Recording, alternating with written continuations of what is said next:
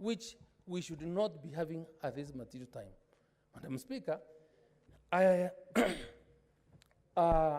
have been lucky to have been in this parliament for quite some time. I am lucky that in 2018, we worked day and night to amend the Constitution of Kenya to share power. We shouldn't ask ourselves, why did we do it that way? Are we getting ourselves back to 2018, that now we have to amend the Constitution to create positions of power for individuals, Mr. Speaker, Madam Speaker? I am repeating this time, Madam Speaker, because in the whole proposed constitutional amendment, and I want to tell the country, the problem of this country is not about who is president, who is what, and it doesn't matter how many positions you want to create.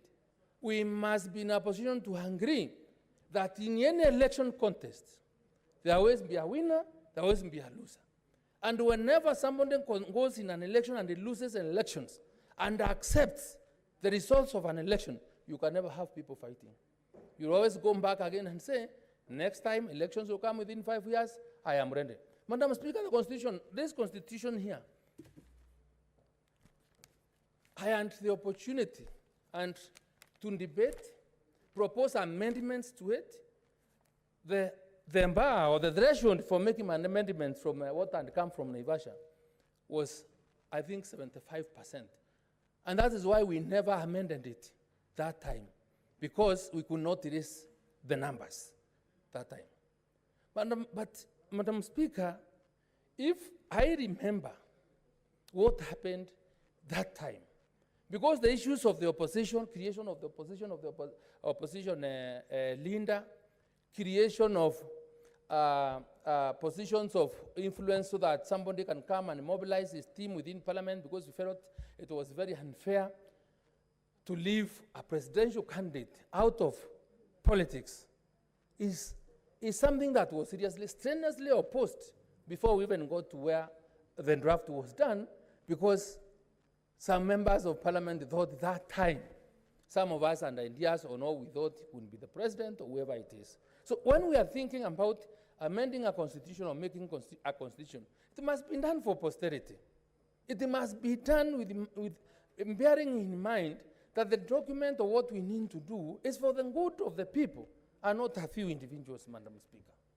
It pains me when I realize, Madam Speaker, the kind of gain, the kind of freedom that was secured through this enactment of this constitution continually and gets eroded because by the failure of the system to implement the constitution and to behave in a manner as if they will be permanently, or Kenya, or as if Kenya will be a country that will never have any change in leadership. Politics are dynamic, Madam Speaker. Let us reason. Let us see what we can do. And the people out there, this document is coming to you. This is not your document. This is a document of a few people. We are only lying to ourselves because we have all decided to become subject to their ideas, to their minds. We are captives. Parliament is captured. They are now getting to the judiciary. They want to capture the judiciary, Madam Speaker. And unless the public stands out to seriously defend this position, because we've been lied to. This is a popular initiative when it is not. The people knew if the executive wants to make change in the law, they would have applied to Article 256. We would have gone there. They would have come here, we would have debated, we would have made amendments, we would have really participated in it. But when you find people running away from the provisions of Article 109, where legislation is done through bills, and bills are sent by the president to become law, and the ones now to run away out of that provision and then tell us, here is a bill, you can only talk, you can only do ABCD, you can't amend a comma, you can't do anything. This is serious dictatorship. We must free this country.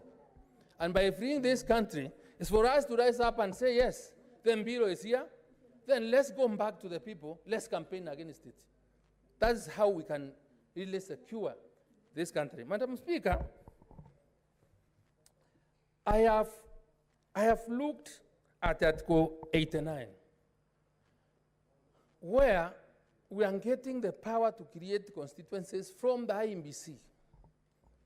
Yeah, this document is meant to ensure fairness, equity, and because that's the foundation, the cornerstone of our Constitution and Article 10.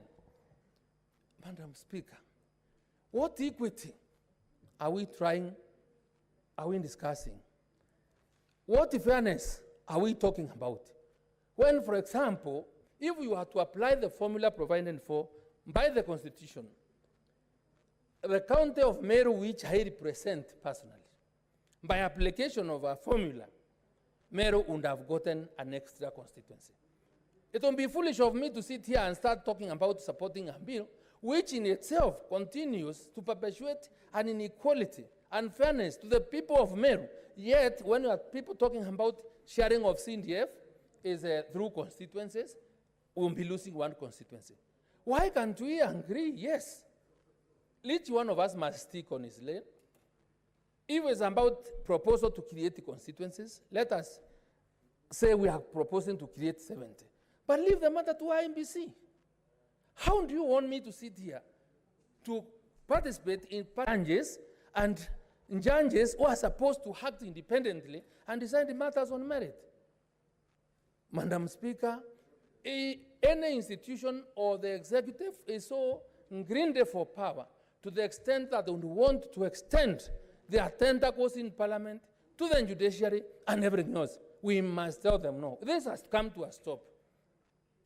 This executive greed for power will endeavor everyone. Madam Speaker, many members have spoken, but many members have never been a victim of state conspiracy. And the only way to be sure you are safe is not when you enjoy some small favor or small kind of power because you are leader of majority, you are whip, or whoever it is. You are better off with a strong institution like the judiciary. You are better off with a good constitution and good law, because when your worst enemy won't be applying the law on you, you won't be safe, you will have somewhere to run to for interest.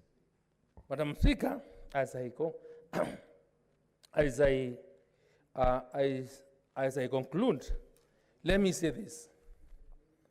Time has come when we must start thinking on how we can ensure elections are done in a manner that results are acceptable, and people must be told and must confess that when we lose elections, we accept. Otherwise, this ping-pong game here is not about anything else. It's how we can be able to craft and document that to favor other people, to get in power without necessarily getting or drawing power from the people themselves. Let's remember, power must come from the people. It doesn't come from us changing the Constitution. When we decided it is this one, let's try to implement it to the best extent possible, so that Kenyans are able to get the full benefit of the Constitution that we have. Because this one has been praised, Madam Speaker, is the most progressive Constitution in the world. So we must be happy, we must be proud about it. And if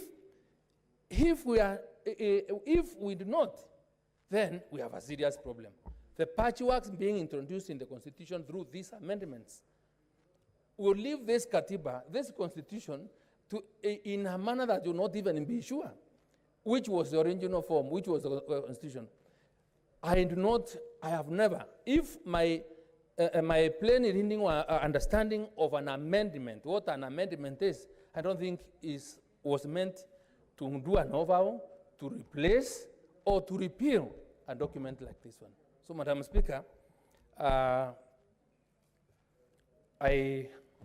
want to invite other members who have a similar view, who have a similar mind, and who feel patriotic enough that when we retreat back to our counties, when we go back to our individual homes, and because there is nobody anywhere in Kenya who I heard or was told propose for creation of members or other constituencies or increase of members of parliament to 360 or 500.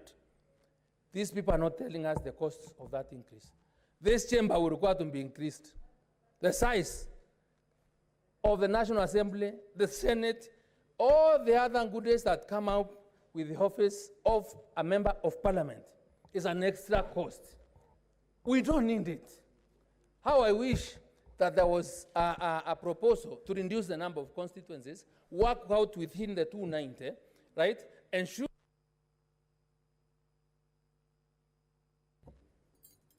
that the numbers. Senator, your time is up. Thank you for your contribution. Senator Kilonzo Jr. Mutula.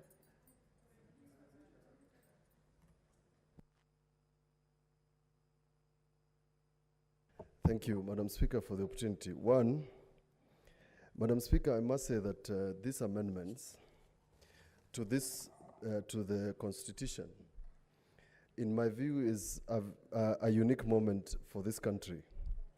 A unique moment to reflect on this Constitution and amend those places, Madam Speaker, that we think would help in the cause of progressing what the founders of the Constitution and the people who brought about the 2010 Constitution had in mind. Madam Speaker, Mr. Speaker, I want to remind this House about the Okoa Kenya initiative. When we tried, then in court, to have an Okoa Kenya initiative, the Jubilee government made sure that they drew monsters, they drew rhinos and things in our books. We stalled. This parliament, and I was the vice chair of a select committee led by Kipchumba Murkomen, attempted a similar amendment. In fact, it is nearly on all fours with Okoa Kenya draft and this constitutional amendment. What was the end result? This side of the divide then said, you are perpetrating a CORD initiative. It stalled. Madam Speaker, this is an opportunity for the Senate. This is an opportunity for the country. We have been unable, as our coalition, to get this popular initiative on course the way this one is on course. And the conditions of a popular initiative, Mr. Speaker, because I've heard people talk about this in derogatory terms. The Constitution talks about a promoter. It doesn't talk about a company. It doesn't talk about a political party. It doesn't talk about a minister. It doesn't say anything. It just says a promoter. And that promoter needs to collect 1 million signatures, period. Now, if you have a problem about 1 million signatures, go and complain. But you can't complain. The minute it's 1 million, it's a popular initiative, period. That's the end of the matter. So this is a popular initiative. If you read this report, we have found as such. And we are very good lawyers in that committee. Number two, Madam Speaker, and this country will miss my late father. I can tell you that for free. The 2010 Constitution was not easy, Mr. Speaker. And when I get the opportunity of writing the memoirs of my late father, I'll put the sort of roadblocks that were put in place by cabals of people who did not want the 2010 Constitution. Mr. Speaker, this is yet another opportunity to face the cabals and say no to those people who look at every good initiative as a political moment. Mr. Speaker, why do you think, and I shared a lot of things with my late father, why do you think that there were people who were so strongly opposed, and now I'm speaking to senators, to the 2010 Constitution? Because other than the Bill of Rights, the 2010 Constitution changed the way Kenya is governed by introducing county governments, dispersal of power and resources. They knew the minute we are not kneeling in State House or someplace, push a man in. It's called dispersal of power. That's why they were opposing. And what did they do? They put in 15% to go to counties. And you must follow and listen to the people who negotiated for this constitution. First, the proposal was to have 14 counties. They thought, no, don't make them 14. Make them 47, but give them 15% so that they fail. That was the idea. Now, my dear colleagues and senators, somebody has collected signatures for us. Somebody has gone out of their way and promoted this constitution and have now proposed 35%. Now, unless you're bewitched, how can you refuse something like that? Unless you are not in this country. By the way, and I'm going to say this loudly, the increase to 35% in strict terms does not require a referendum. It's a parliamentary initiative. But all of you know that our noisy neighbors across will not allow any amendment by 2/3 from this house. We have something to take home. I'm talking about Senator Kihika, Senator Zawadi, Senator Kiprotich, Samson, Cherargei. You have something to take to Nandi. 35%. That person who spoke about constituencies, unless you want to become an MP, what is the big deal? Senator Kajwang is right. Why are we so flabbergasted by constituencies, yet you want to become a governor? Senator Kihika wants to become a governor. She doesn't want to become an MP. You want 35%. Please, let's us wake up. 2, Senator Kihika knows. Senator Murkomen knows. Senator Wako is here. Senator Kavindu is here. Senator Haji is here. We couldn't get anything. And we all presented and did all our English. They ignored us completely. Those of you who were with us in Naivasha, some of you were locked out. Let me just tell you what happened.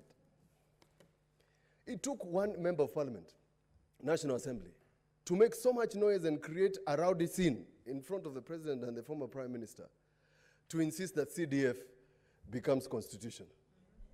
It's now in the constitution. And you cannot get even a simple thing.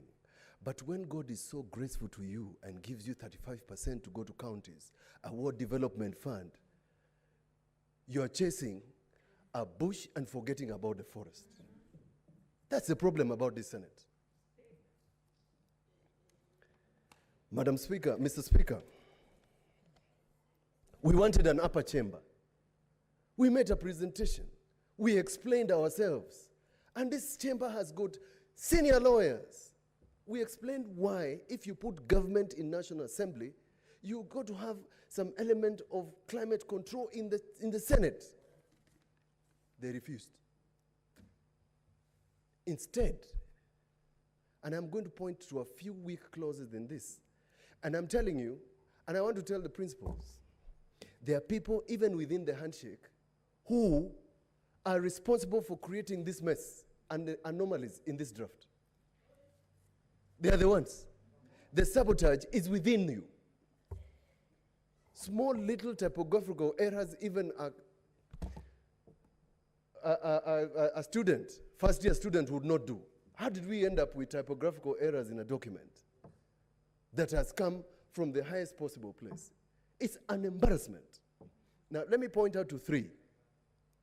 What would appear? You have mentioned about judges. I had the pleasure of representing 2 judges who were removed by the then Justice Minister Kirato Murungi in collaboration with the late Justice Gicheru in something they called radical surgery, where the surgeon forgot about his patient. Morticians. What was then, according to NAC, a way of getting rid of Kanu judges. And I represented them. And let me tell you, That was the beginning of causing mayhem in this country. Now, the person who included clause 43, in my view, is an amateur student of drafting. Because Article 168 of the Constitution on the question of removal of judges is a chapter on its own. And that chapter talks about how you suspend a judge. Now, the judge can only be suspended on the recommendation of JSC by the president. And then the president appoints a tribunal. Now, this poor draftsperson, a person who doesn't even qualify to be my pupil at Kilonzo and Company Advocates, puts a clause to suspend a judge through JSC without any recourse and without any policy, without anything, and without a right of hearing. Poor draftsmanship. Can that be enough for us to nullify this draft? The answer is no, because you cannot implement it.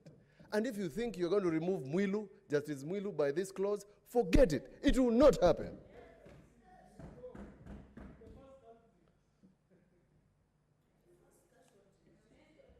The second one. This chamber spent a lot of time amending, doing what we call the third generation formula. And that jurisdiction, my dear colleagues, is a special jurisdiction, what we call jurisdiction sui generis, under Article 217. I know where Senator Kihika stood, and I know where Senator Cherargei stood. But in the end, we made a resolution for 5 years. Now, when you amend Article 203 to include per capita as a method of dividing revenue, and you make it a constitutional issue, you have to be an amateur. Because two things. One, there's no transition for that per capita to become revenue third generation. That's one. Two, you cannot amend it unless you get 42 senators, which is not going to happen.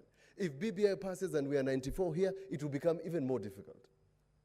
So what was the purpose? I think that person thought by making that amendment, he's going to make a few of his tribal people happy. It cannot happen. The Commission of Revenue Authority, who has a mandate of dividing revenue, told us that it is, in fact, they considered the question of per capita and thought you cannot introduce per capita for counties if you cannot introduce it for national. It's discriminatory. It's unconstitutional. You're not building bridges. You are digging holes for counties, Lamu, Tana River, Isiolo. What makes you think they are not Kenyans? It's an anathema. The schedule. Now, the schedule on the constituencies, ladies and gentlemen, my dear colleagues, whether you don't like it or you like it, strictly speaking, if it quacks like a duck, walks like a duck, it is a duck. This one is a duck, unconstitutional. And let me explain. Now, a person who is aggrieved under the 89 is supposed to go to court and say, why did you set up a constituency in Naivasha where Senator Kihika comes from without consulting me? That's what the Constitution says. Now, with this schedule, you can't do anything. There's nothing you can do with it. IEBC can't follow it because you can't stop them from doing public participation. You can't go to court and challenge it because it amounts to nothing. This person, because it was not there in the previous BBI2, this person just created something that will just cause problems for nothing. We have a window of opportunity. Unlike the rest, I think that IEBC can be given an opportunity to go around and collect views of Kenyans, which views can be challenged in court under Article 89. Because the 70, we have said, is constitutional. The schedule is unconstitutional because we don't know what to do with it. And in my view, and I'm going to say this because I'm on oath, those of you who need one, Kitui, Nyamira, Kisi, can find your method in the 70 to negotiate.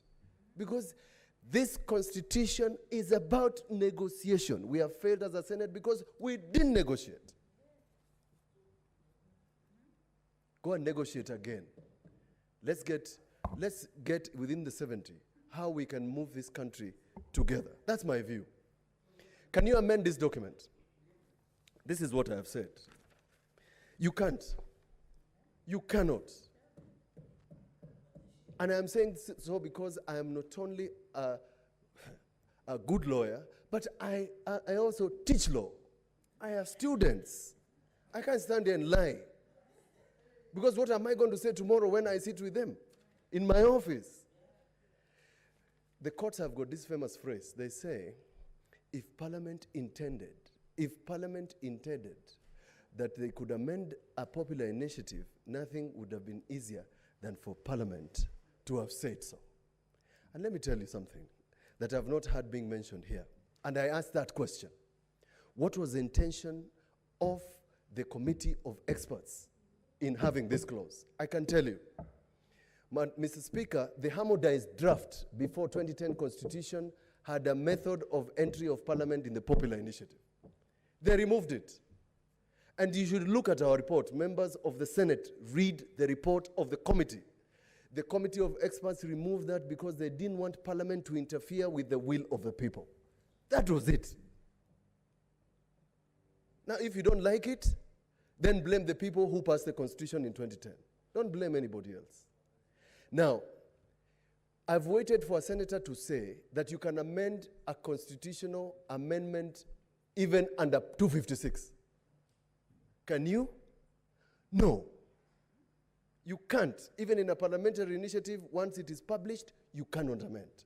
I've told this to my brother, Senator Wambua, who has a constitutional amendment bill to increase the number of counties. Don't make a mistake, because if it is published, you will not amend it. I said this because, and I must disclose, Senator, myself, Orengo, Wetangula were invited to make comments at the highest possible level on BBI2 before 3. What was my comment? I said, do not publish this document without talking to experts and these people here who are parliamentarians, because the minute you publish it, you will not amend it.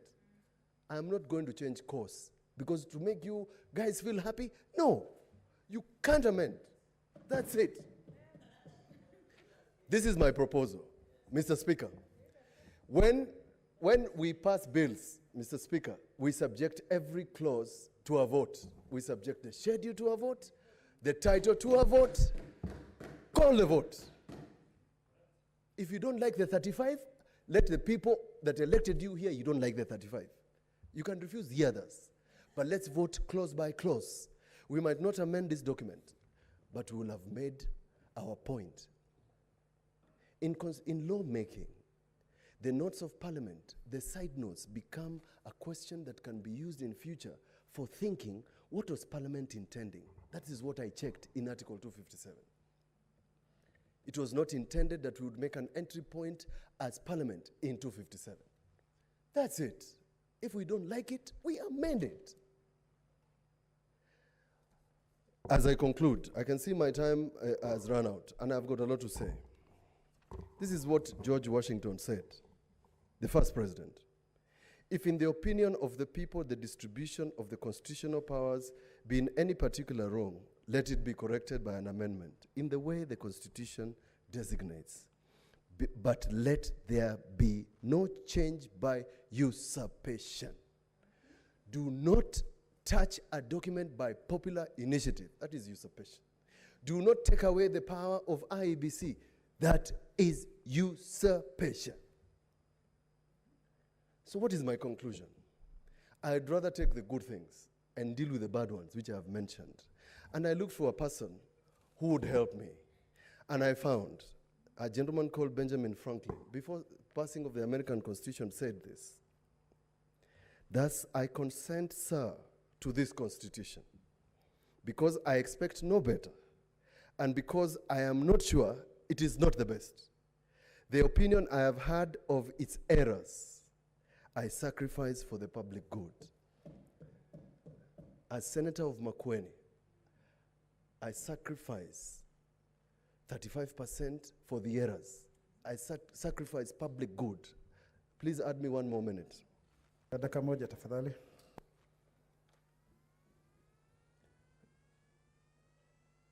(2007) was a bad year. Let's not take away the jurisdiction of our institutions. People went to the streets because they didn't trust the judiciary. We cannot, what I call, gang rape the judiciary. We cannot gang rape IEBC in the guise of popular initiative. It is wrong.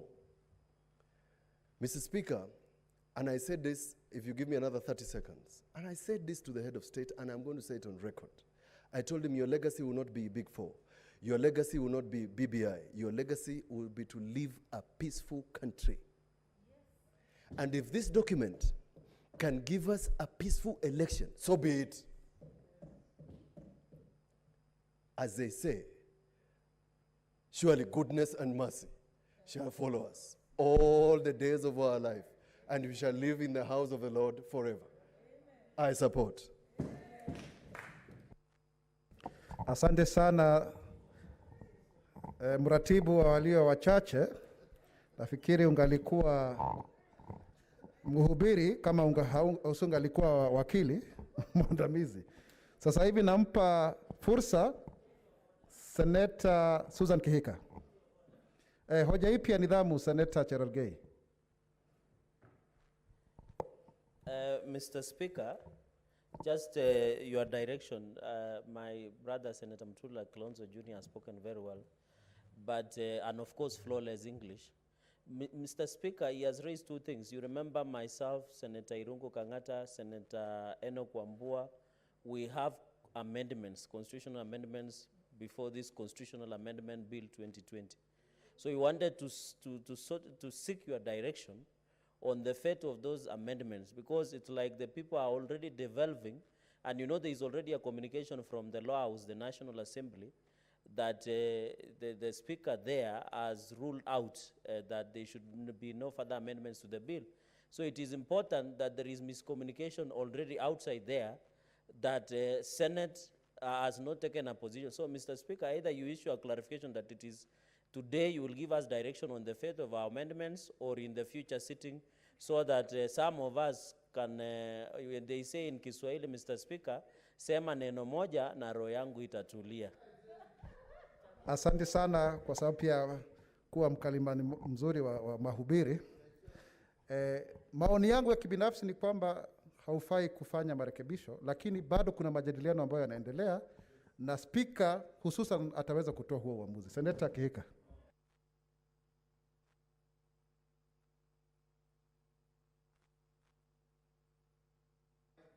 There. Thank you, Mr. Speaker, and I also rise to give my contribution towards this, the Constitution of Kenya Amendment Bill 2020. And before I proceed, I have taken note that we do have quite a few preachers in the House. So if anything, I think we should be in a good place. So as I speak, Mr. Speaker, or rather as I give my thoughts on this, I think the most important thing that sticks out to me is the process of how this, the Constitution of Kenya Amendment Bill got to the House of Parliament, both the National Assembly as well as the Senate. My opinion, Mr. Speaker, would be that this is a backdoor kind of popular initiative through Article 257. I have heard the very distinguished Minority Whip give a very eloquent speech on how as long as you have the 1 million signatures, you should be able to bring a popular initiative. And in some way, yes, I agree with that. But Mr. Speaker, I think there is bad faith as far as this popular initiative, in the fact that we all know, since we are not visitors in Kenya, we have lived in Kenya and we have been seeing what has been going on. This bill was created by two people through something they call a handshake, which I have never understood what it means nor what it brings. And that is what has gotten us to this point, from the handshake through, I think, to something else they call a BBI, or whatever that is, and eventually to what they are claiming to be the popular initiative. I believe that the spirit of the Constitution, as well as the framers of this Constitution, could not have envisaged that the President of the Republic, as well as a former Prime Minister, with a party large enough to influence the going on of Parliament, both in the National Assembly and Senate, coming together would then take advantage or use this popular initiative as the vehicle to bring these amendments. I believe the spirit of the Constitution may have been that such, this was more for the Wanjikos out there to be able to bring it here. But that's neither here nor there, but it is my weighted opinion that from the beginning, we have a very messed up unconstitutional bill here. And I will go ahead to explain some of the things that stand out to me and that actually stink. Let me begin. We also have had the issues we have seen and read and actually seen some of those where we have some different county assemblies with different bills from others.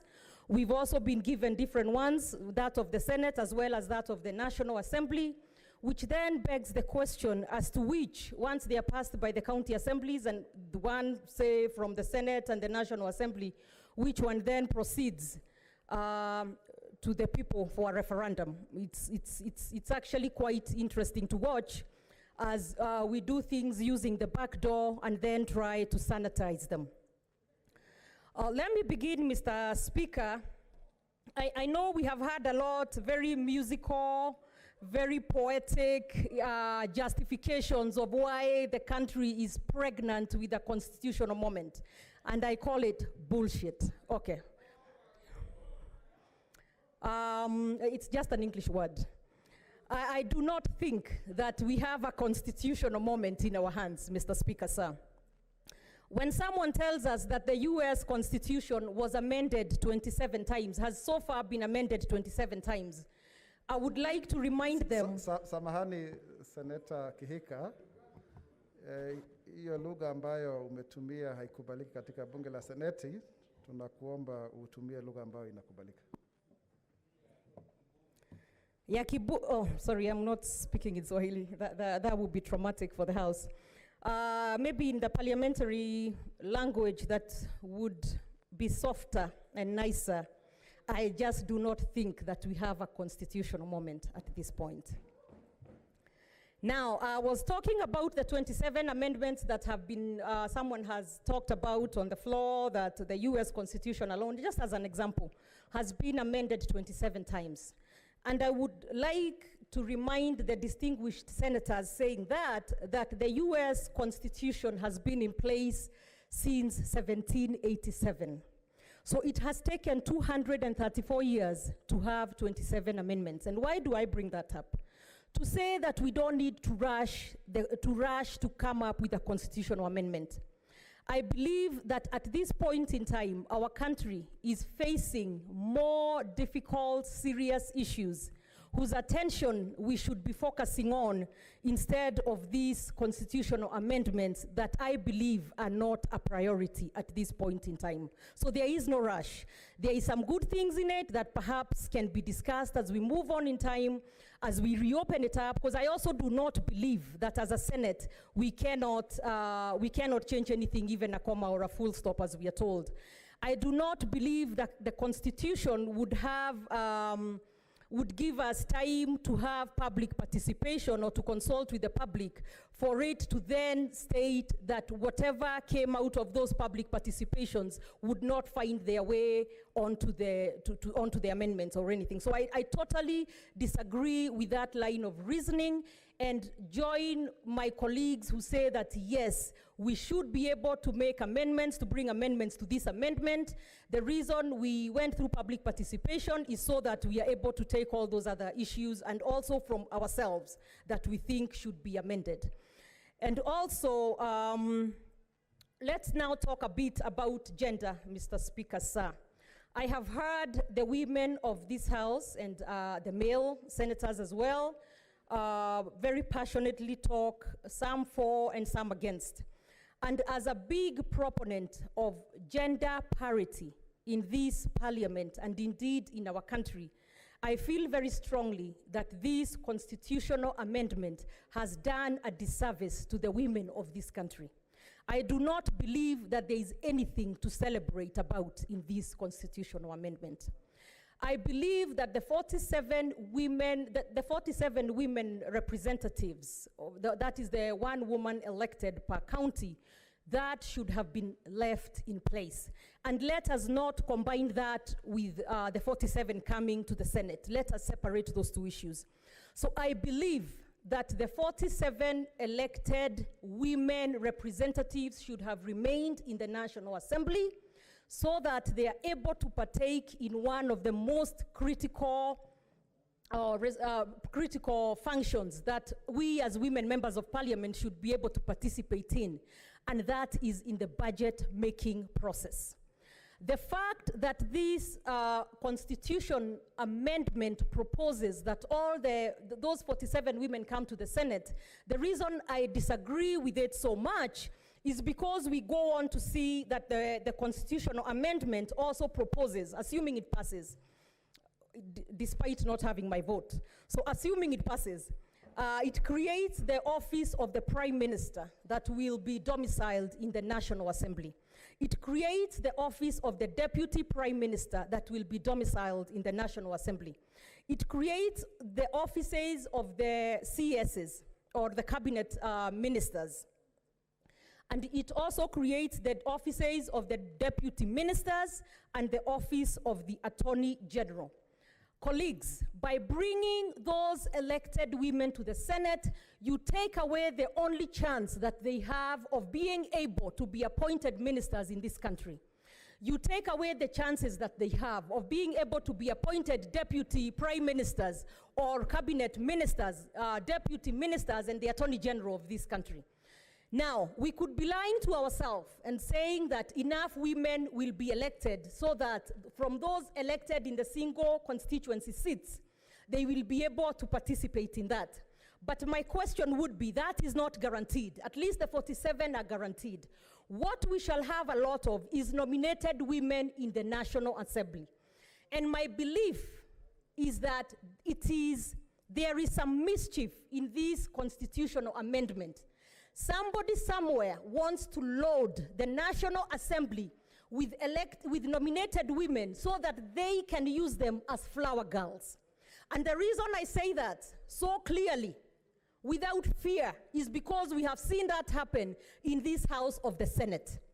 I have seen Senator Omanga in this House of the Senate being called by the party and being unfairly disciplined because she did not take a position that she did not agree with. I have seen that happen to Senator Falhada as well. I have seen it happen to Senator Mary Senator. I have seen it happen to Senator Prengei, my senator from Nakuru County. I have also seen it happen to our speaker, from the speaker's panel, the speaker now on the chair, Senator Mwaura. I have also seen it happen to Senator Canon Naomi Wako. I have seen it where we are called for a meeting by the party, and even I did not attend those meetings. But because I'm elected, there is not a thing that the party could do. But the only thing that the party could do is then come for the nominated senators, try to gag them, discipline them, and now they are actually in court and have been going through the court process. So my belief is that somebody wants to load the National Assembly with nominated women so that they can have flower girls there and so that they can be able then to continue running this country as a kiosk. So that when they decide they want to extend their term, they have enough flower girls to do that, whom they can gag and make sure that they vote in the way that they want to vote. So my suggestion is that the 47 women remain in the National Assembly, in addition to those who will be elected in the single constituencies, because I'm sure there will be a few. We have about 23 right now. So hopefully that number will increase given the additional constituencies, and then do a top-up on top of that.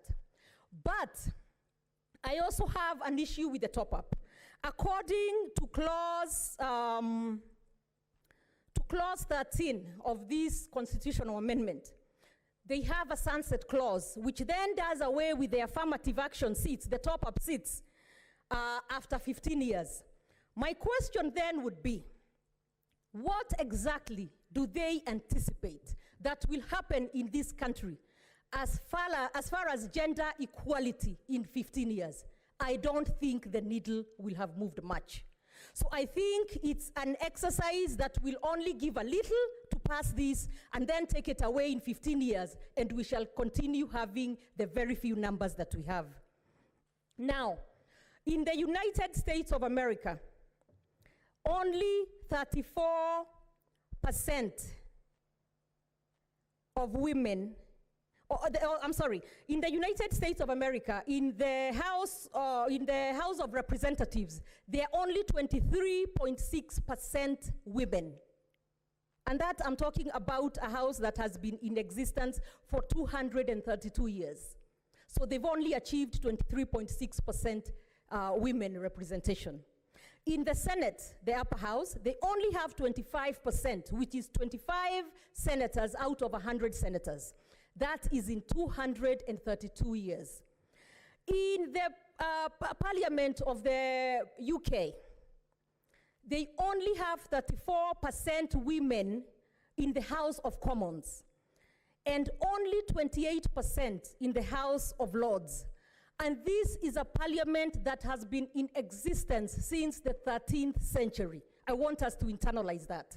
So by telling us that you will take away through the sunset clause in 15 years these top-up seats, then you're just setting us up to fail. And that is why I feel as though they are giving on one hand and taking away in the other. Because at least for right now, we have those seats such as the women representative seats, which do not have sunset clause. And why is it that it's only the women's seats that are traded around? Why couldn't they add the 47 to the Senate, but also leave the 47 at the National Assembly level? I also heard some senators here talking in a very condescending manner about the women in the National Assembly who have GAF, which is the National Government Affirmative Action Fund, and talking about their only being able to buy tents and chairs. My friends, for the women in the rural areas, those tents and chairs and the bursaries that they get from their women representatives mean a great deal. The 8 million shillings per constituency is a lot better than the zero that they will have in this house. So the women are able to be empowered a little bit with that little than the zero that is here. And maybe in the next cycle or two, they are able to run for the single constituency, the Senate, or even the governor's seats. So let us not take away what they have and bring them here where there is zero and where we know how hard it is to maintain these seats without anything. They've talked a lot about the oversight fund that should come here. And I want to say these guys must be visitors in Jerusalem.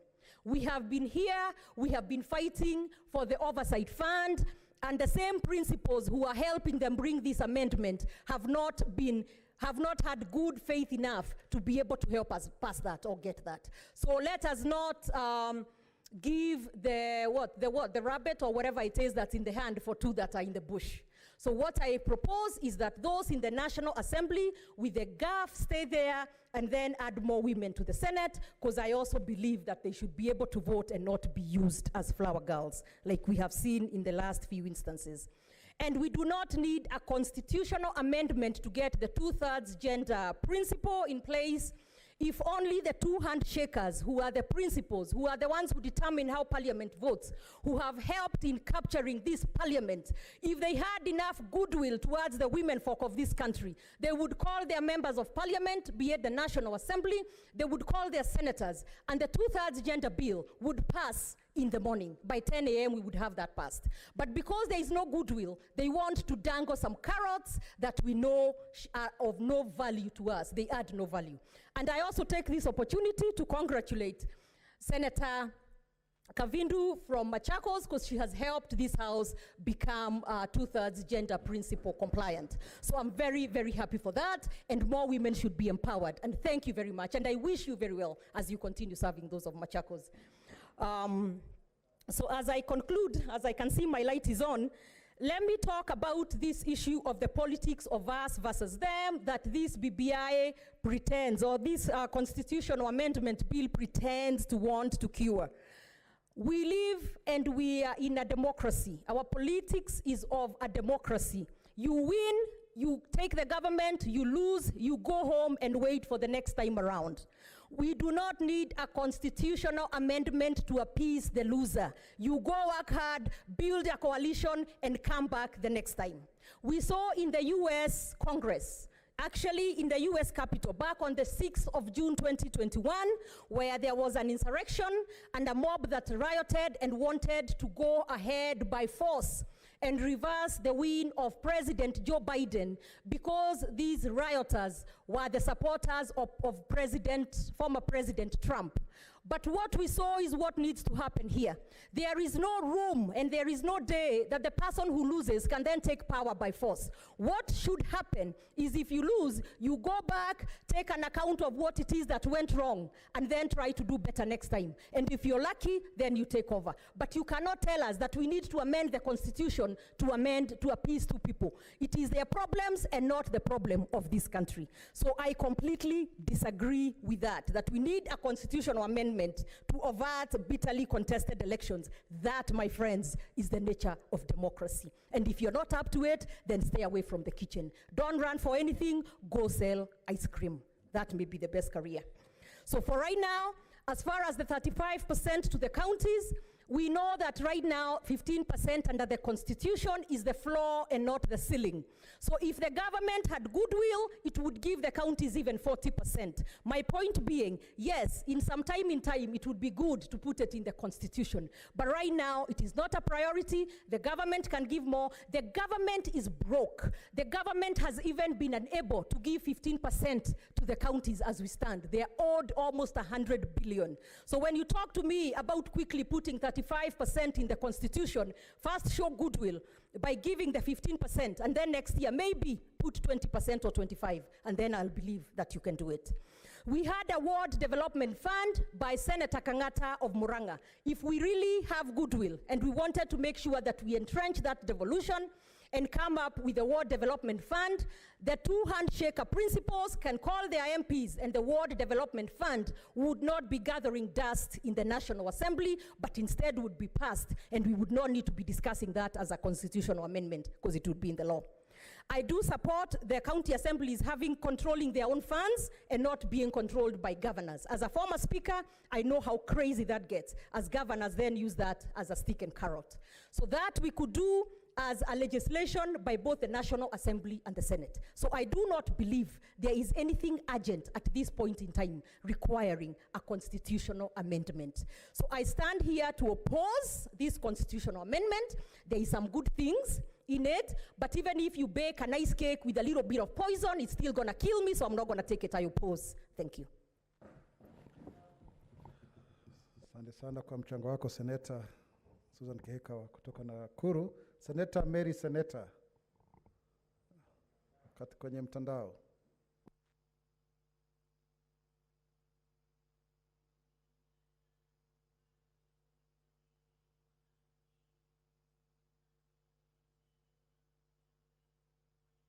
The bill is important, but it is not a priority to Kenyans. Samahani Seneta, una dakika 13, na pia nataka kutoa uamuzi kutoka kipengele cha 106 kwamba kwa sababu tuna maseneta watatu ambao wamesalia, basi tutamaliza huu mjadala leo. Kwa hiyo mwenyekiti wa kamati uwe chonjo.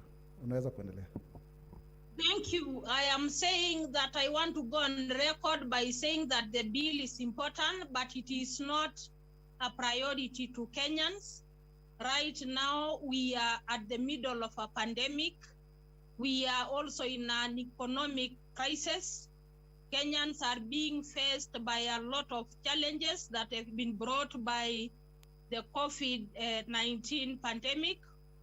Kenyans are struggling with unemployment rates, and therefore, Mr. Speaker, to me, this is not a priority that the Senate and the National Assembly should be hurrying up to this debate upon. Mr. Speaker, but I also want to point out a few issues.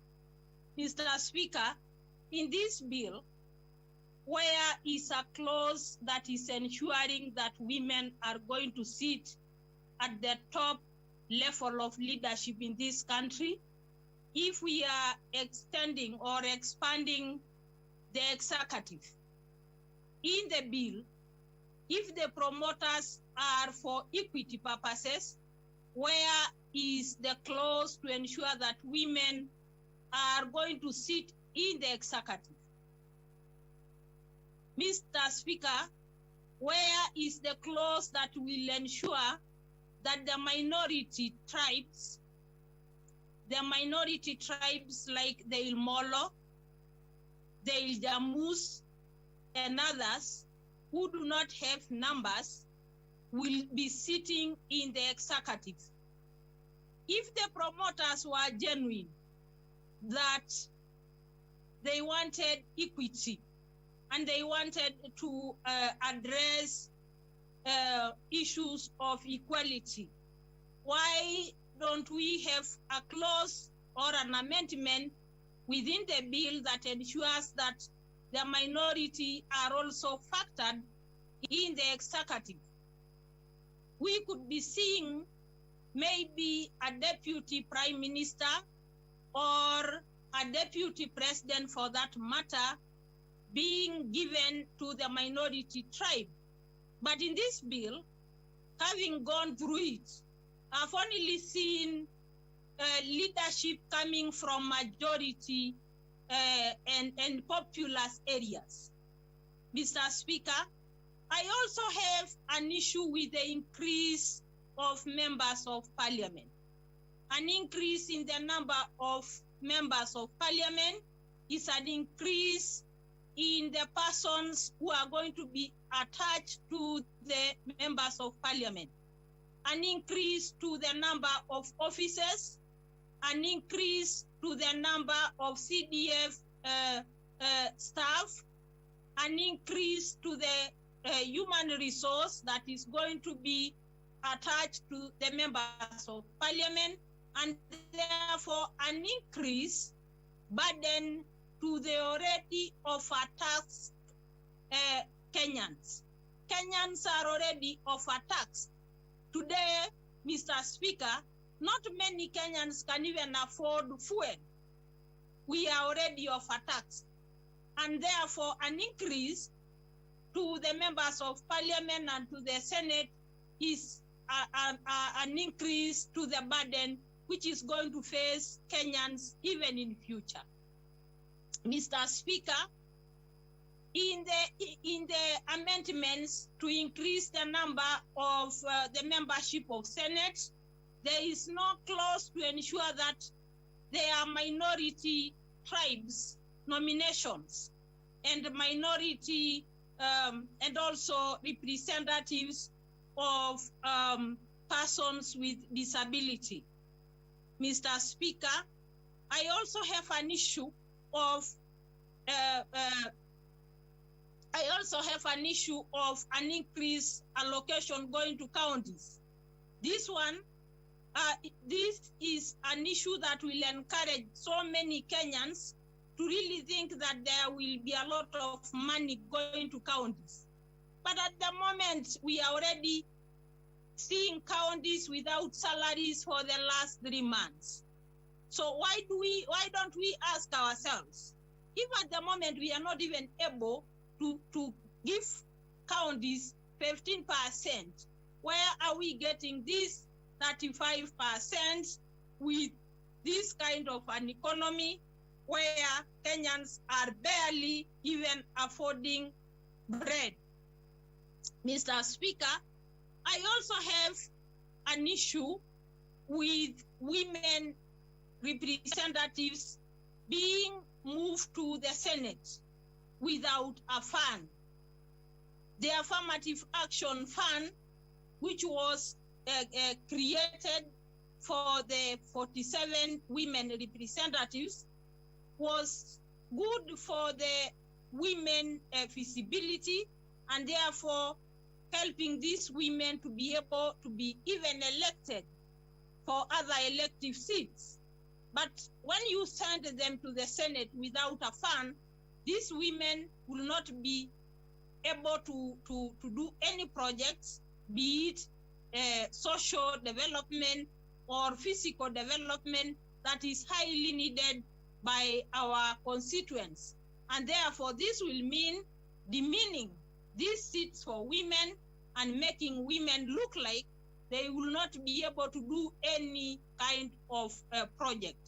Mr. Speaker, an increase of women in the Senate is welcome. For me, it's a good idea, but we should capacitate these women by giving the Senate an oversight fund and making sure that it is also in the Constitution, just like the Ward Development Fund, just like the Constituency Development Fund, just like the county allocation, which is 35%, it should also be in the Constitution so that we don't look like women must always fight to get some little allocation. It should also be in the Constitution. Mr. Speaker, I think this bill is just an issue of, it's just an amendment of creating seats and also of giving power to those ones who are going to lose in an election. I think what we should be doing as Kenyans and as Parliament is strengthening our independent institutions like IEBC. We should be looking at equipping IEBC, giving more allocation to IEBC, and preparing it for a transparent election that will make sure that those ones who have the votes will be in office and not an issue of giving power to people through a bill. I thank you, Mr. Speaker. Asante sana kwa maelezo yako ya ufasaha na hotuba yako nzuri. Sasa hivi nampa Seneta Derito John Kinyua kutoka Laikipia. Asante Bwana Spika kwa kunipa fursa hii. Kwanza kabisa nataka kupongeza kamati ya haki, masuala ya kisheria na haki za kibinadamu, Senator Okongo Omugeni akiwa mwenyekiti kwa kazi nzuri waliofanya ya kuweza kuchanganua haya mabadiliko ya kikatiba. Kwanza kabisa nataka kusema haya masuala ya kikatiba ni mambo muhimu sana, tunapaswa tuyaangalie kwa mapana na marefu. Lakini Bwana Spika, kabla sijaweza kujitosa katika hayo mabadiliko ya kisheria, ni vizuri julikane wazi jambo ambalo ni la dharura wakati huu, ni masuala ambayo yameweza kuwakumba wa Kenya. Kuna ugonjwa ambao umekuja, ambao umekuwa ukiwasumbua wa Kenya, ugonjwa wa corona. Watu wengi wamekuwa wakisumbuliwa na ule ugonjwa, na ukiangalia katika sehemu nyingi za dunia, hasa India, unaona vile watu ambavyo wanaendelea kusononeka kutokana na ule ugonjwa. Mimi naona ya kwamba sisi jambo ambalo tungekuwa tukizingatia sana ni kuangalia kwamba Wakenya wetu wanaweza kujikinga kutokana na ugonjwa ule, na hasa kuwapatia zile tiba ambazo zinapatikana ndio waweze kujikinga na ugonjwa ule. Ukiangalia sana Bwana Spika, ni ya kwamba ugonjwa huu umeleta sintofahamu katika nchi yetu. Watu wanaendelea kufa. Jambo ambalo idara ambayo inahusika ya afya, ukizingatia hasa NHIF ambayo inashughulika kuwalipia wagonjwa ambao wamepata ugonjwa, hawalipiwi watu wakipata huu ugonjwa. Kwa hivyo jambo la muhimu ambalo lingekuwa ni dharura, ambalo tungekuwa tukiliongea katika jumba hili, si kuangalia marekebisho ya katiba, tungekuwa tukiangalia vile ambavyo tutasaidia watu wetu ambao wamekosa kazi, wamekosa ajira kutokana na ule ugonjwa. Lakini kwa sababu haya marekebisho yako katika bunge, niangalie moja kwa moja. Jambo la kwanza ambalo linasemekana ni ya kwamba tutakuwa na mawiano, kwa Kiswahili kwa Kiingereza wanasema inclusivity, kwa sababu kutakuwa na viti, kutakuwa na waziri mkuu, naibu waziri mkuu, pamoja na wale wengine ambao wameongezwa. Na nikasikia wenzangu wakisema ya kwamba ukileta hao viongozi, ulete viongozi waongeze, Kenya watu hatapigana tena. Lakini hilo si jambo la kweli, kwa sababu hayo ni watu ambao wanajitakia makuu wenyewe. Na yale ambayo angekuwa yakiangaliwa ni ya kwamba mtu kama ameenda katika uchaguzi, akubali, akishindwa akubali matokeo.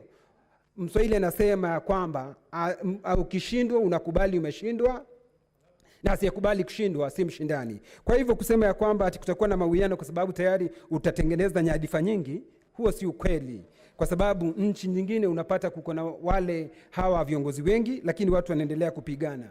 Bwana Spika, ukienda katika kaunti zetu, watu wanashindana wengi na watu hawapigani katika kaunti. Ukienda hata katika maeneo mengi ya bunge unapata watu hawapigani. Kwa hivyo kuongeza hivi viti, hasa hivi viti vya waziri mkuu na manaibu wa waziri wakuu, jambo ambalo tunafanya ni kuongeza ushuru kwa Wakenya, watu ambao tayari wamegharimikiwa vikubwa na ugonjwa tayari umewaadhiri. Alafu tena tunaingia pale, sisi tunawaambia tunaongeza viti, hasa viti vya waziri mkuu na manaibu wa waziri wakuu, na wale ambao ofisi zao, unapata Wakenya wataendelea kugharamika na ilhali ugonjwa umewaadhiri na wanaendelea kupata shida. Kazi wamepoteza. Unaona kama sasa watu wanafunga biashara zao, wale ambao wamekuwa wakifanya biashara mpaka usiku kucha, unapata wafanye biashara zao kwa sababu ya vile ambavyo ugonjwa umetuadhiri. Kwa hivyo sioni haja yoyote ya kuongeza vile viti.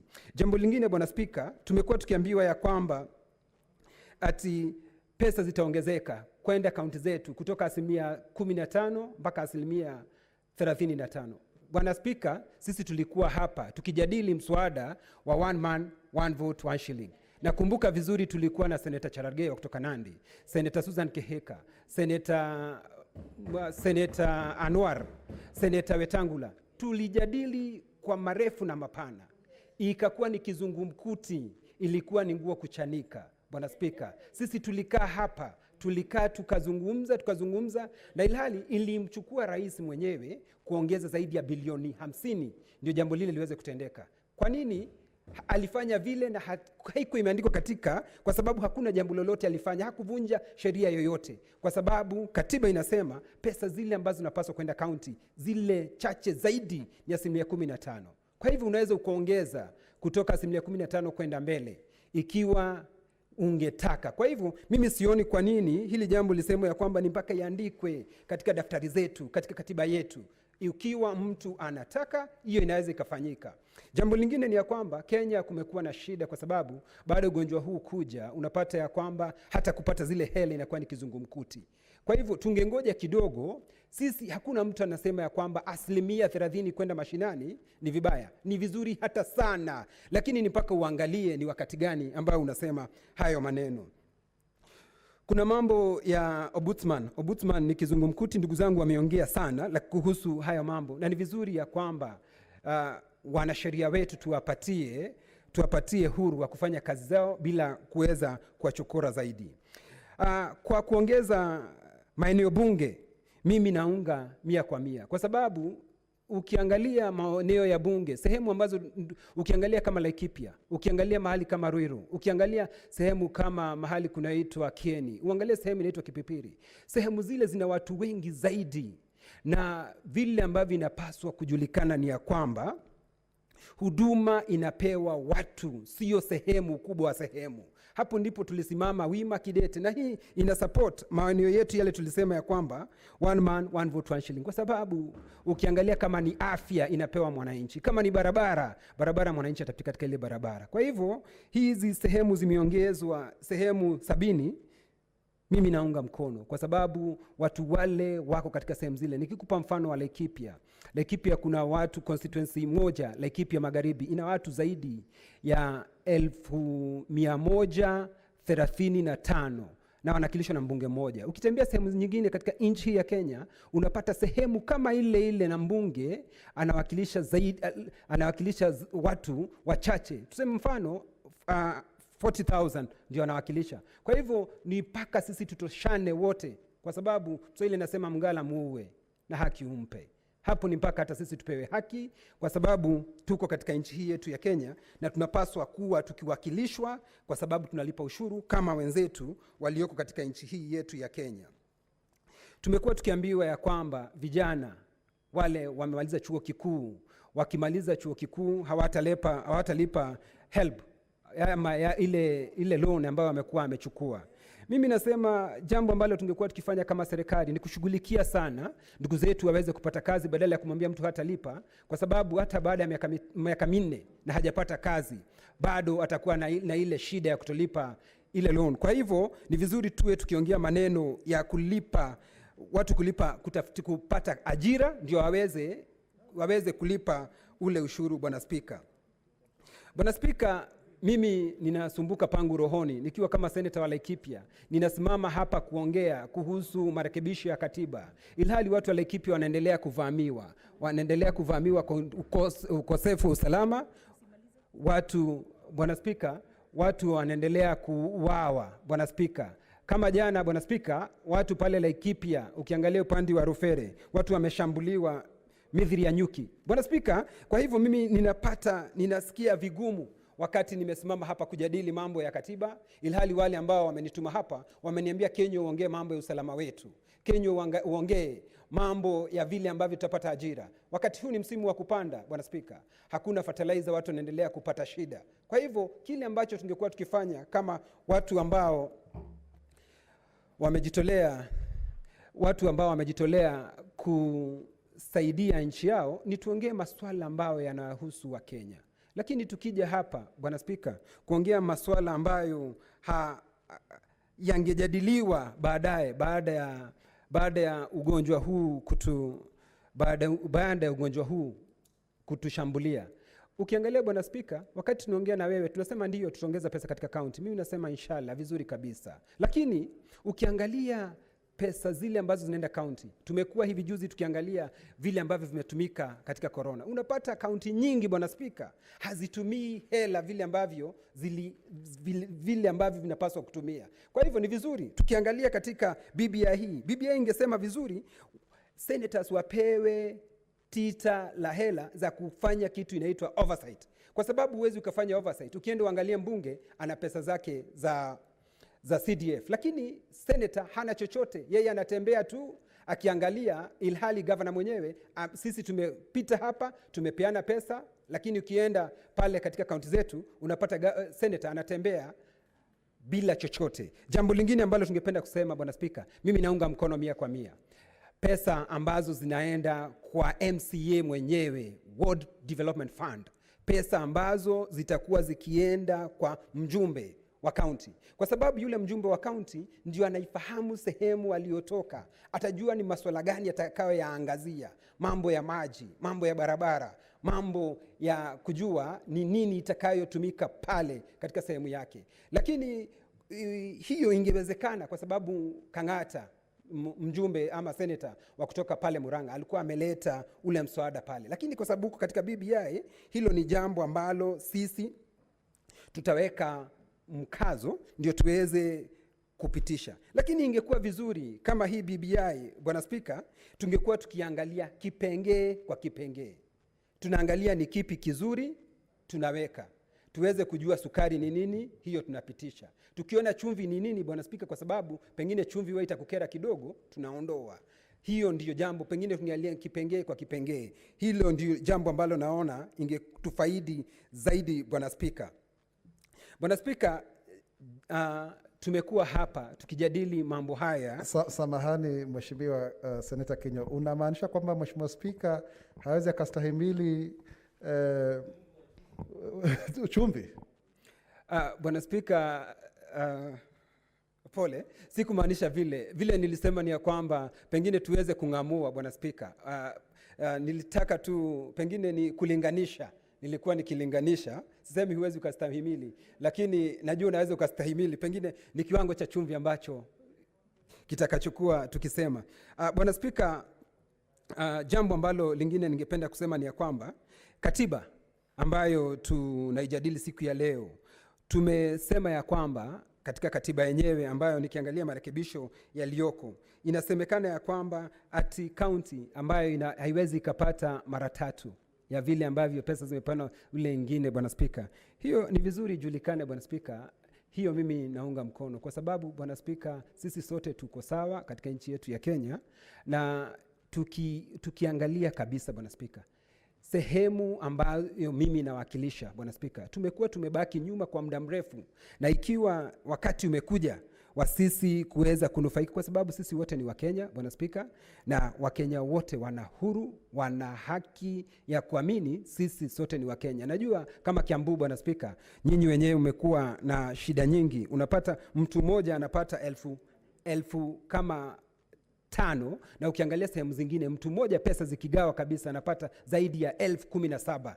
Hiyo sio haki, Bwana Spika. Kwa hivyo ni vizuri mambo yote yalinganishwe na sisi sote tuseme ya kwamba sisi ni Wakenya, ndio tuweze kutembea pamoja. Bwana Spika, asante. Asante sana kwa kujieleza vizuri sana, ila ungaliingia kwenye mashaka wakati ulikokuwa unasema kwamba Spika hawezi kustahimili makali ya chumvi, lakini nakubali naye kwamba lazima tugawe fedha kulingana na wingi wa watu, kulingana na rasilimali. Sasa hivi nampa nafasi mzee wetu seneta wa Kisii, Seneta Profesa Samson Ongeri. Na kabla hujazungumza, nafikiri ni vizuri niseme kwamba idadi ya maseneta imeweza kuongezeka, kwa hiyo hatutaweza kuzidisha muda wa kikao zaidi ya saa 12:30. Nafikiri kutakuwa na kikao maalum kitakachorejelewa Alhamisi, ndiposa maseneta kama Uchilo Wayako na Christine Zawadi Gona waweze kuchangia. Seneta Ongeri. Thank you, Mr. Speaker, for giving me the opportunity to contribute towards this very important debate. First, let me say this, that in any nation, in any country, the element of cohesion is so important for the survival of its own citizens. And that's why, if you look at the historical perspective of this nation, when in 2000 to 2002, there was this contentious clause of Article 2A of the Constitution. And when we went around, and the chair was Professor George Saitoti, and I was the vice chairman, whether we should amend that clause, everybody was saying, yes, there was no need to be able to have a single party. We need a multi-party democracy. And when this decision was put to vote at Kasarani, all of you, those who were there, will remember that a lot of people opposed that proposal. And at the end, the president saw in his wisdom, late President Moi, that it was prudent for the nation to move together so that we avoid any controversy that may arise, and ask the membership of KANU at that stage to allow Article 2A of the Constitution to be in, and that ushered in the multi-party democracy that we have today. And I remember his vice president then joined the DP and subsequently became the president of this nation.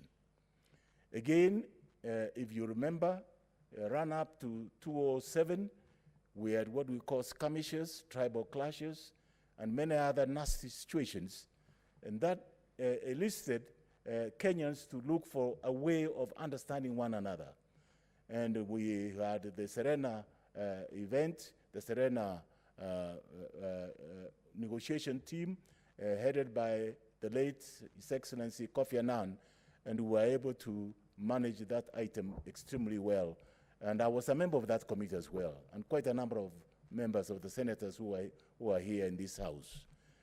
That brought in a constitutional moment, because the recommendation coming out of that committee then ushered in the 2010 constitutional moment that we agreed upon. And again, in order to put history into perspective, when we promulgated the 2010 Constitution, it was agreed that 80% of that constitutional articles were all right, but the 20% of it needed to be corrected. And as you know, our Constitution clearly spells out there shall be a review of constitutional boundaries on every 8 to 10 years. And that constitutional moment is now.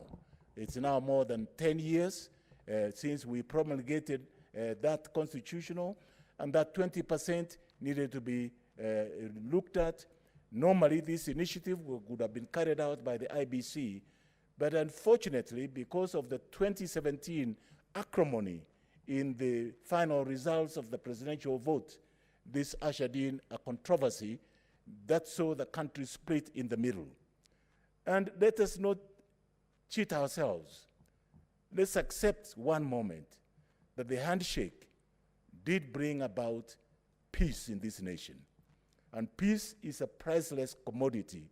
You cannot argue against it. You cannot be able to say that there was no peace. And therefore, when I see members of this House arguing that this is not an opportune time to amend the Constitution, they seem to be oblivious of the fact that this tranquility that they are enjoying now is as a result of that handshake. And therefore, the handshake at its moments of truth, the handshake at its moments of light in this nation, that it brought the two antagonists together, protagonists and antagonists together, to be able to pull out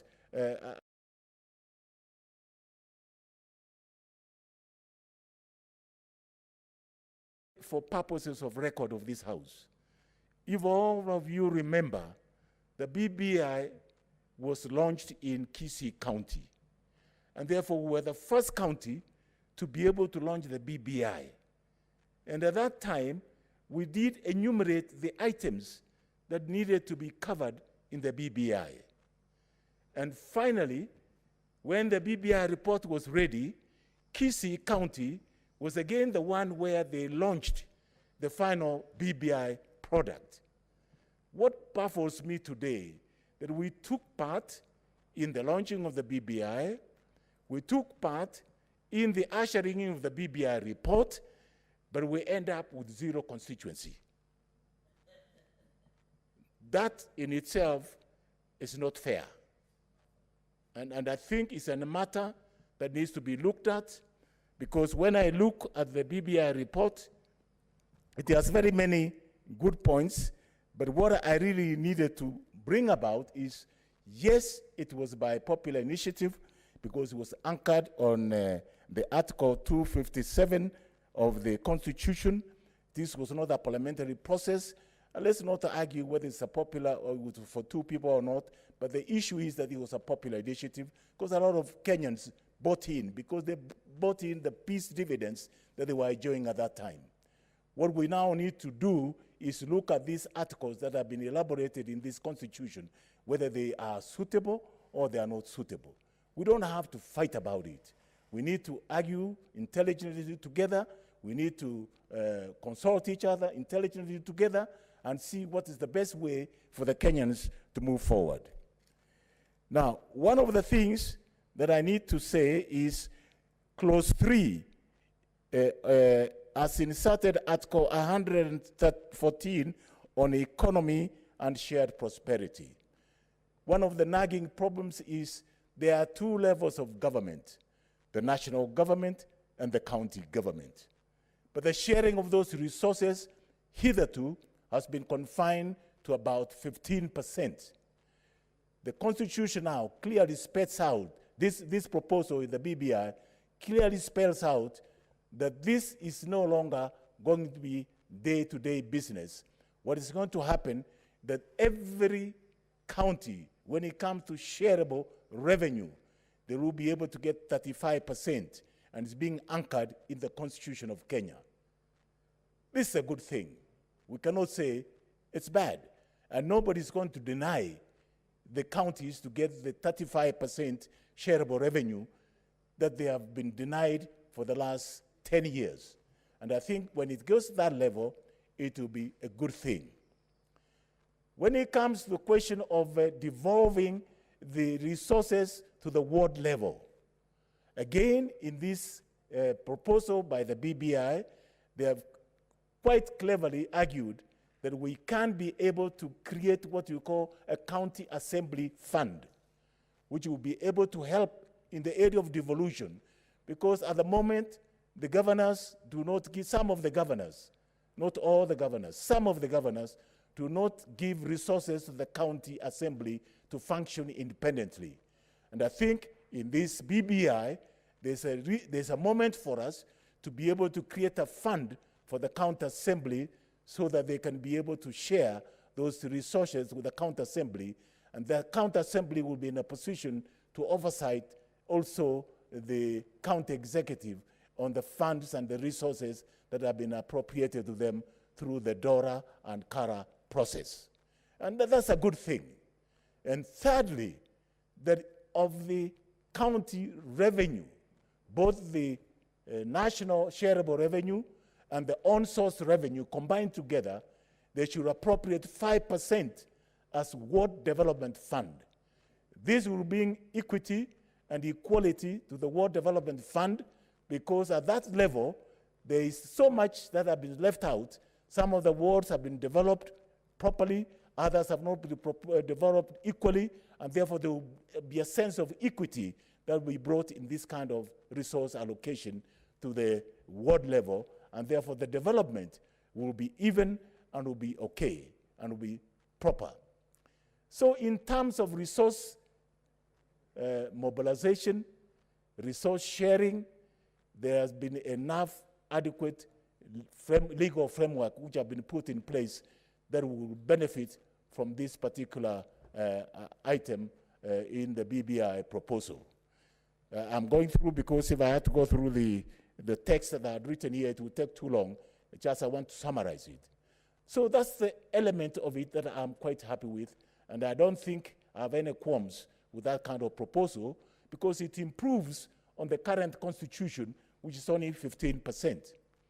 One of the elements that I have seen in this proposal is that hitherto, this shareable revenue that goes to the county governments were unable to access the resources that have been allocated from the national government to the county government, simply because we have either not agreed on the division of revenue allocation, or we have not agreed on the CARA, county allocation revenue bill.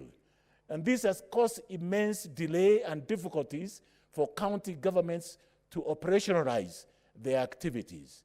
And therefore, in this BBI, there is a proposal that the control budget can approve up to 50% of the shareable revenue, so that the county governments cannot come to a standstill and start borrowing money from the banks to be able to support the activities of the county governments, and therefore make them functional, not dormant. And this is a good arrangement in the BBI report.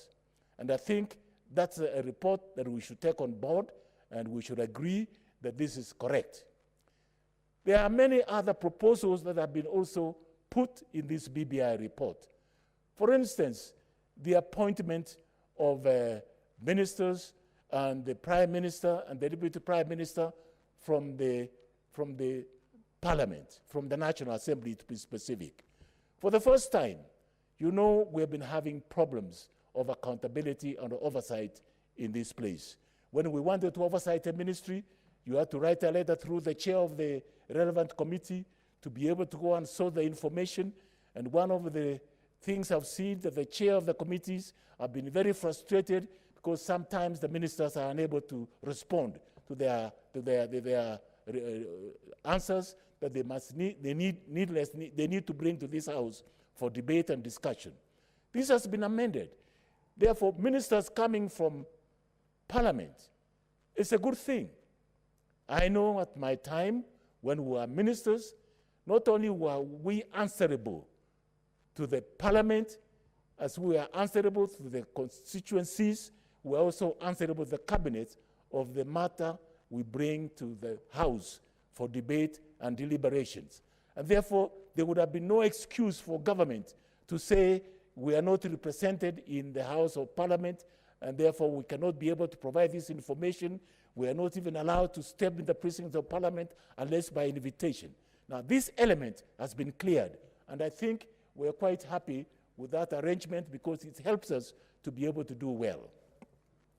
So, in as far as that arrangement is concerned, again, one of the contentious issues, every election, there's been contestation, there's been disputes, there have been problems, there have been fights, loss of life, loss of opportunities for Kenyans to do business.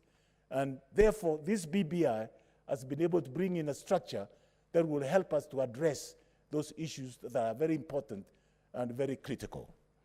The only thing now I want to say, Mr. Speaker, is when I look at the constituency sharing, the 70 constituencies that have been alienated by Parliament, by BBI, to go to specific counties, that I'm uncomfortable with. Because, for instance, take Kisii County. Kisii County, we have a very large population in Bobasi constituency. There's no way the people in Bobasi, because in the last constitutional review, they were promised that they will be the next online to be given an additional constituency. Come this time, during the Kenya National Bureau of Statistics, Bobasi constituency was on the list of one of the constituencies to be split into 2 constituencies. But when it came to the final report of BBI, that constituency is not there. What do I tell the people of Kisii County? That now you don't have a constituency, you were there before. The Kenya National Bureau of Statistics says you were entitled to a constituency, you are not there any longer. So how are they going to be convinced? And in the last constitutional review, constituency review, they had been assured that they will be able to be captured in that.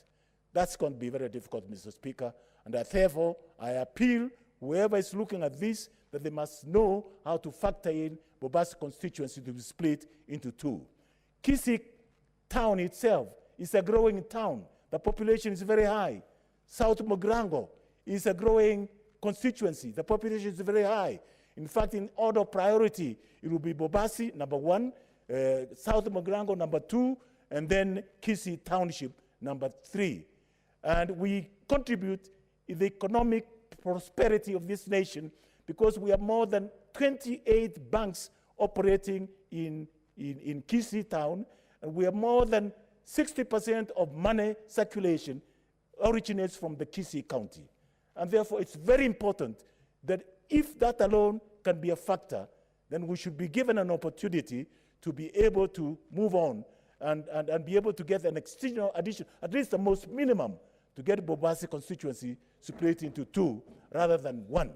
And all those other areas like Homa Bay, they got nothing, and they are entitled. Kitui, they got nothing, they're entitled to it. This is an area I will invite both the proponents of the BBI and the IEBC to be able to look at this and be able to agree on how they can treat this matter, because it's an important matter that needs to be treated well. Now, there are other issues that have been brought up which are unconstitutional that I think I will ask where there are typographical errors. I think we should go ahead and be able to amend those and be done with.